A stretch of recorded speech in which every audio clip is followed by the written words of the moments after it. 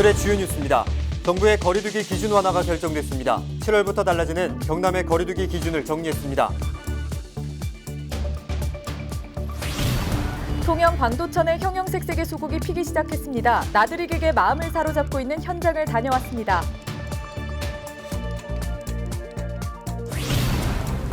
올봄 이상기온으로 낙과 피해를 본 밀양 산내면 사과농가에 무상길이 열렸는데요. 자세한 내용 살펴보겠습니다. 한강광역시수장 설치를 놓고 반대의 목소리가 커지고 있습니다. 주민 동의 없는 추진이라며 거창에선 반대투쟁위원회가 발족했습니다.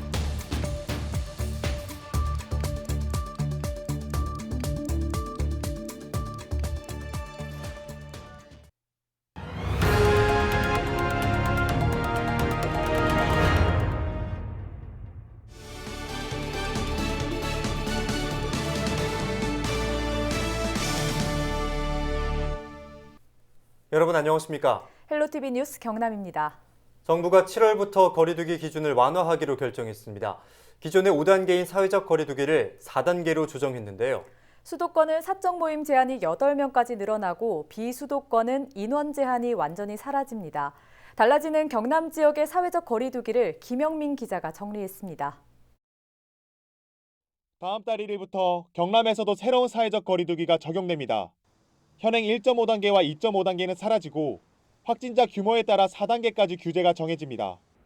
정부의 거리두기 안에 경남 지역에 적용해보면 확진자 80명 미만일 때는 1단계, 80명 이상일 때는 2단계, 160명 이상일 때는 3단계를, 마지막으로 320명 이상일 때는 4단계를 나타냅니다. 1단계는 사적 모임 인원에 제한이 없지만 2단계부터는 8명까지만 모일 수 있습니다. 3단계는 지금과 같이 4명까지만 모일 수 있고 4단계부터는 2명으로 모임이 제한됩니다. 다음 달부터 거리두기 조정으로 경남 지역도 코로나19 이전의 모습을 조금씩 되찾아갈 것으로 기대됩니다. 2학기부터는 전교생이 매일 등교하고 식당과 카페를 비롯해 노래 연습장과 유흥시설에 대한 영업 제한도 사라집니다. 그러나 다음 달 1일부터 당장 이러한 기준이 적용되기는 어려워 보입니다. 경남에서 7월부터 거리두기 1단계가 적용돼야 하지만 아직까지 지역 확산의 우려가 크기 때문입니다. 7월 1일부터 적용될 새로운 개편안이 많은 부분에서 방역적 측면에서 많이 완화가 되기 때문에 7월 1일부터 약 2주간 이제 경과 방역 기간을 두는 문제를 지자체하고 전문가하고 지금 협의 중에 있습니다. 코로나19 백신 접종이 속도를 내고 있는 가운데 방역의 분수령이 될 것으로 보이는 새로운 사회적 거리두기. 규제가 완화된 상황에서 코로나 이전의 일상으로 빠르게 복귀할 수 있는 열쇠는 이제 지역민의 참여에 놓였습니다. 헬로티비 뉴스 김영민입니다. 21일 경남에서는 전날 오후 5시 이후 9명의 코로나19 확진자가 발생했습니다. 지역별로는 창녕 5명, 김해 1명, 양산 1명이며 오후 추가 확진된 7명은 모두 지역 감염입니다. 창녕 확진자는 창녕 외국인 식당 관련으로 누적 확진자는 104명으로 늘어났습니다. 21일 오후 5시 기준 도내 누적 확진자는 5,071명입니다. 네, 여름을 대표하는 꽃 중에 하나가 바로 수국입니다. 통영 광도천에서는 수만 송이의 수국이 활짝 피었다고 하는데요. 형형색색의 소국이 만들어낸 꽃의 향연이 나들이객의 마음을 사로잡고 있습니다. 표영민 기자입니다.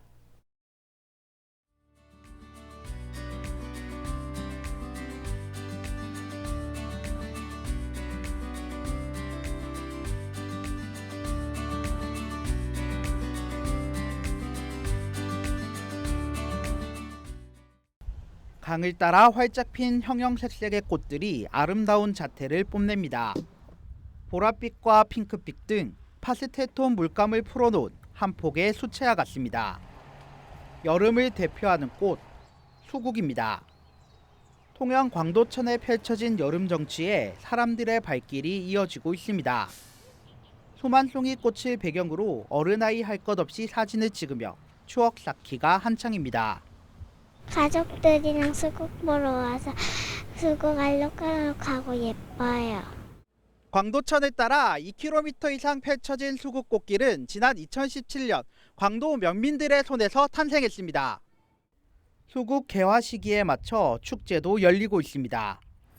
통영시는 코로나19로 올해 축제 규모는 축소하는 대신 작은 음악회와 비대면 공모전 등 다채로운 행사로 꾸몄습니다.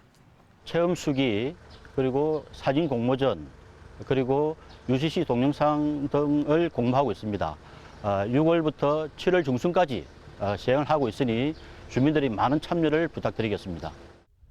다음 달 말까지 펼쳐지는 축제.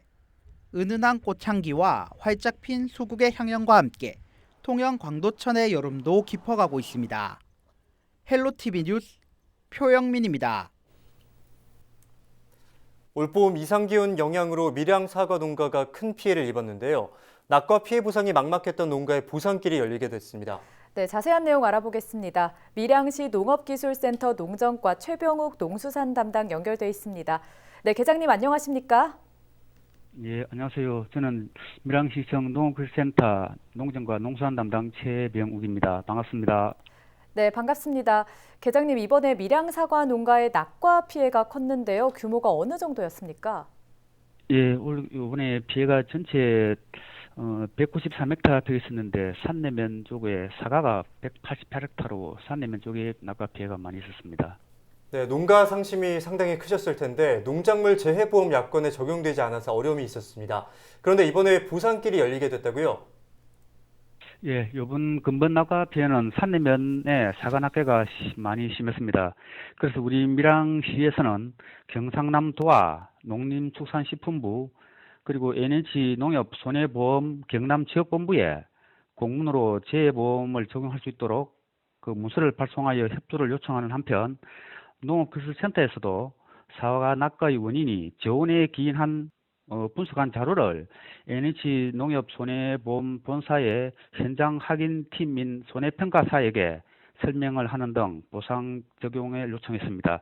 특히나 조혜진 국회의원과 우리 밀양시장님께서 적극 나서서 사과 재배 농가와 농협, 관계협회 등과 간담회를 갖고 피해 현황과 피해 농가의 의견을 수렴했으며 그 결과 손해보험사에 농가 보상이 될 수 있도록 요청을 해서 보험사로부터 최종 이상 지원에 의한 자연재해로 인정받아서 보험을 보상받도록 그 결과를 이뤄냈습니다.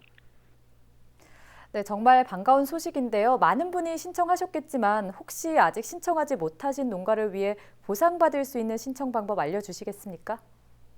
기존의 산내면이라든지 농작물 재해보험 가입한 농가께서는 산내 농협 또는 난명 지점에 가서 피해 신고를 못하신 농가에게는 지금이라도 그 산내 지점 또는 난명 지점에 가셔서 피해 신고를 접수하셔야 되겠습니다.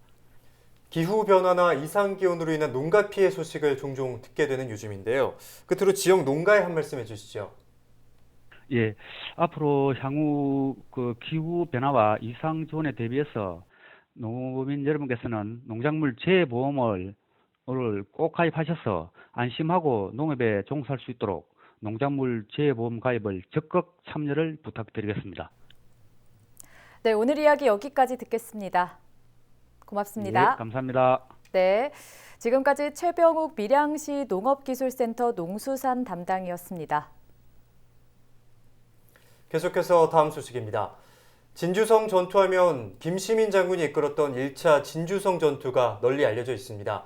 하지만 임진왜란 전체를 두고 보면 2차 진주성 전투의 의미 또한 상당히 중요한 것으로 평가되는데요.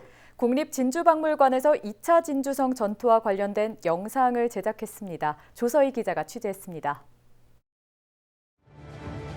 1593년 진주의 전운이 감돌기 시작합니다. 일본군이 1차 진주성 전투에서 패한 서륙을 갚기 위해 1년 만에 진주를 다시 찾은 겁니다. 성벽으로 올라가라! 성을 무너뜨려라! 진주성을 지키던 5천여 명의 주성군이 10만 회군에 맞서 싸웁니다. 결사적인 저항이 이어졌지만 계속된 공격과 엄청난 폭우로 인해 결국 진주성은 무너져 내립니다. 국립진주박물관이 제작한 3D 입체 영상, 의열의 상징, 제2차 진주성 전투입니다. 1593년 6월 21일부터 9일 동안 왜군에 맞서 싸운 전투를 시간의 흐름에 따라 소개했습니다. 김시민 장군에 대해서는 잘 알고 있어요. 그런데 이제 2차 진주성 전투 때 참전했던 장수들, 김천일 의병장이나 또는 황진 장군 같은 분들에 대해서 잘 모릅니다. 그래서 이번 기회에 그분들이 남긴 행적, 특히 이번 영상에선 목숨을 걸고 진주성을 지켰던 나주 출신 의병장 김천일의 모습도 생생히 담겼습니다. 진주성을 잃으면 호남이 적의 수중에 떨어지게 돼. 나는 죽더라도 진주성에서 적을 베다가 죽겠소. 1차 전투에 참전했던 곽재우 의병장도 포기한 2차 전투에 죽음을 불사하고 나섰던 김천일 의병장. 끝까지 왜군에 맞서 싸우다가 남강의 투신에 자결했습니다. 나는 너희 이상 왜 적의 손에 죽을 수 없다. 나는 마땅히 여기서 죽겠다. 비록 진주성은 함락됐지만 이 전투로 큰 피해를 입은 일본군은 호남으로 진격할 힘을 잃었습니다. 일본군들의 기세가 많이 꺾였습니다.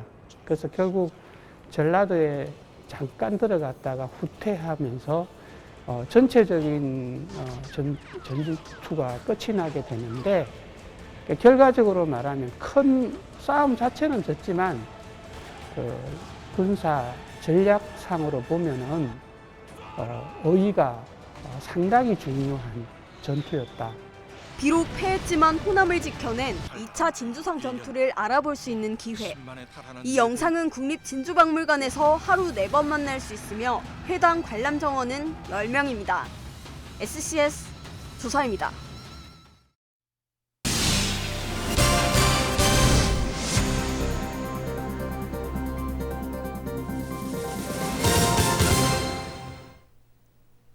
경남도 교육청이 일반직 지방공무원을 대상으로 7월 1일자 정기 인사를 단행했습니다. 이번 인사 규모는 744명으로 3급 1명을 포함해 4급 3명 등 모두 176명이 승진했고 568명이 전보됐습니다. 도교육청은 이번 인사에는 업무 연속성과 전문성 강화를 위해 2년 미만 실무자의 전보는 줄이고 중견 관리자의 보직 변화 등 적임자를 배치하는 데 중점을 뒀다고 설명했습니다. 또한 주요 보직의 여성 공무원을 적극 배치하고 6급 이하 교육행정직 공무원은 전보 점수제를 통한 개인 전보 서열을 공개했습니다. 우리 교육청은 철저한 학교 방역을 바탕으로 아이들의 배움과 안전에 흔들림이 없도록 계속 노력하겠습니다. 교직원과 학생들의 백신 접종을 빈틈없이 준비하고 2학기 전면 등교를 대비하는 다양한 정책을 선제적으로 마련하겠습니다. 그리고 이 모든 것이 청렴하고 공정한 교육 행정을 통해 이루어지도록 하겠습니다. 환강광역취수장 설치를 놓고 반대 목소리가 커지고 있습니다. 거창 주민자치회와 이장협의회, 축산단체와 농민회 등은 21일 환강광역취수장 설치 반대 투쟁위원회를 발족했습니다. 반투위는 거창군청 로터리에서 결의대회를 열고 사업을 진행하는 환경부와 경남도는 당사자인 거창군과 어떠한 논의도 없었다며 결정을 받아들일 수 없다고 밝혔습니다.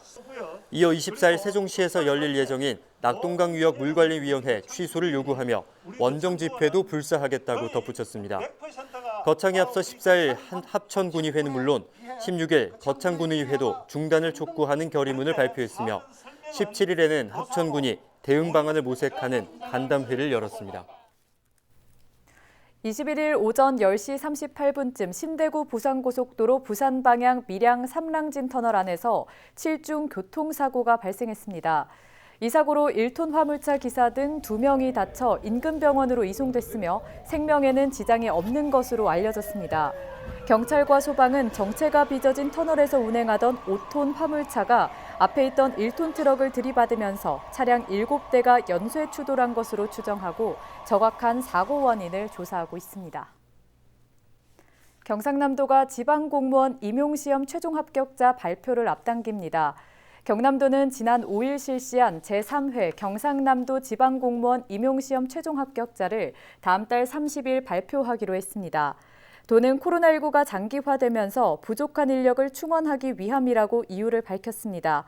한 달여간 빨라진 일정에 따라 임용 면접은 다음 달 14일부터 진행될 예정입니다.